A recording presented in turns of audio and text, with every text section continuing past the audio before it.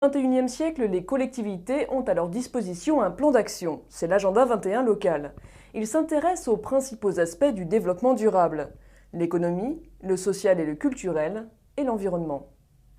Mais avant d'aller plus loin, où et comment est né l'agenda 21? Il faut remonter en 1992 au premier sommet de la Terre de Rio. Cette conférence a eu pour objet de dresser le bilan de la planète à la fin du XXe siècle, constater que c'était pas très brillant sur aucun des plans ni environnementaux ni sociaux. On s'est dit pour le XXIe siècle, il faut se retrousser les manches, agir pour améliorer l'état de la planète et la situation des hommes au XXIe siècle. Et donc il y a un document final qui s'appelle Agenda 21, 21 comme XXIe siècle, dans lequel les États ont inscrit un certain nombre de responsabilités pour eux-mêmes bien sûr, mais ont également interpellé différents acteurs, les ONG, les jeunes, les entreprises, les associations, les syndicats, étaient appelés à agir aussi pour le XXIe siècle, et en particulier d'ailleurs les collectivités locales qui ont leur chapitre, c'est le chapitre 28,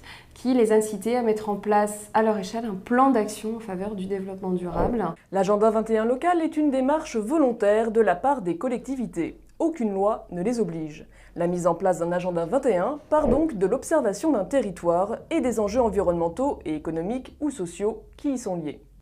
Le maître mot des agendas 21 locaux, la concertation. La concertation sur qu'est-ce qu'on peut faire ensemble pour agir et limiter un peu les dégâts, donc proposer vos actions. Et puis, il y a aussi une concertation qui là prend plus la forme de participation à l'action. J'ai demandé à ma collectivité de développer les pistes cyclables sur mon territoire. Oui, mais finalement, pour imaginer le tracé des pistes cyclables, pour faire la promotion aussi du vélo voilà, sur le territoire, tout compte fait, en tant qu'habitant, c'est peut-être à moi aussi le premier, finalement, de changer mon comportement, peut-être d'aider la commune à définir les cheminements. Et là, on parle